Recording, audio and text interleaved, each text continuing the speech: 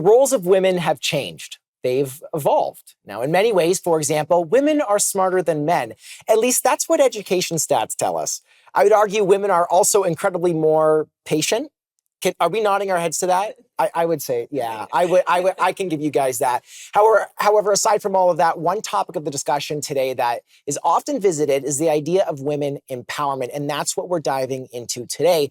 But my biggest question is, what is it? So we're going to be discussing today's contrast to history of women's empowerment, personal choices, and what the future should look like. Now, some would say it's different for everyone, but there has to be an underlying message of women empowerment. And that's what we're here to discuss tonight. Here to talk about it is Abby, Huda, and Jacqui. Ladies, welcome to the show. Hi. Thank you. Thanks for joining me. Let's get this started. Let's get this going. Okay, so I want to talk about the history of women's empowerment because I feel like that's going to kick us off really nicely into segment 2, which is the contrast of today. We were discussing before it's really changed. In what ways has it changed? Jacqui, what would you say?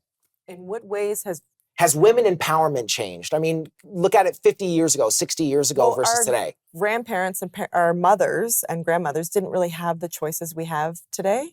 Like what kind of choices? To vote, how about? Yeah, that's fair. A bank account was actually something they couldn't have, the credit card.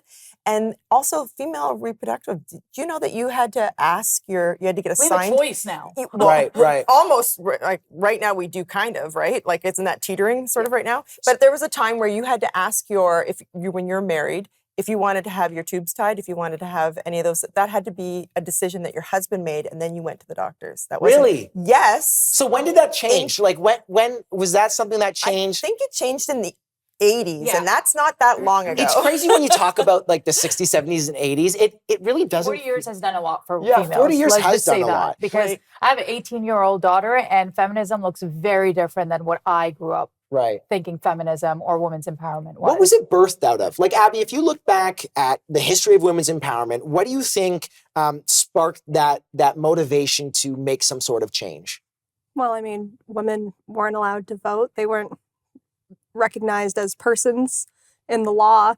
I think that Eventually they just said, you know what, we're done with this? Like, is that? I think if you look back traditionally, history speaking, if you look at the books, women empowerment movement came about after World War II, right? When women were actually put in the factories, put as line workers, and men were out there, and we needed more women. That's when you saw career really started to take that's when off. like the career for women took off. That's when women were actually They still weren't getting equal pay, No. though. They still weren't We treated. still aren't They still weren't getting empowered, even though they Right. were doing everything that men were doing. Yeah. And I forget what her name is, but that iconic photo of the woman with her hand with the red. With the red and bandana. that came from World War II, when women Okay. were actually line workers and factory workers, and they were able to contribute not just to home, but also have careers, In the right? work- in the and work that, sector. Yeah. And that was Interesting. truly the rise when you look at it from like the books, right? Okay, so I wonder though, did women just not feel empowered at all back then? I mean, I find it hard to No, I believe think that they women just- weren't happy back then They at just all. weren't politicians. They just weren't the CEOs. They weren't the board members. I think they were still empowered in their home.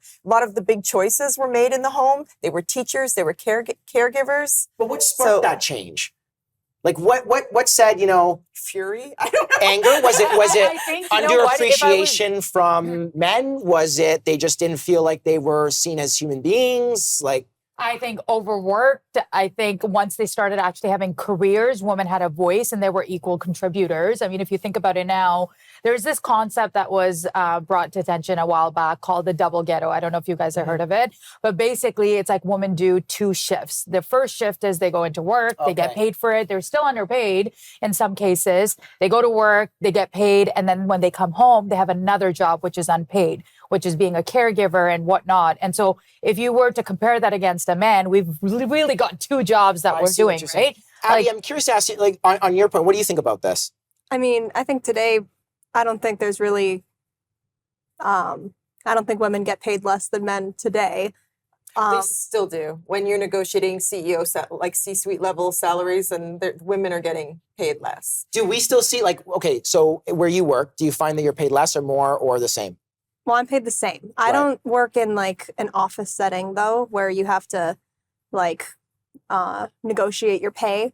But I also, I don't know, I think you get paid for your expertise. I think you get like, there's things that go into it. It's not just. I think blue It's collar and also- white collar might be different too. So we'll get into this, today's contrast. We'll be right back.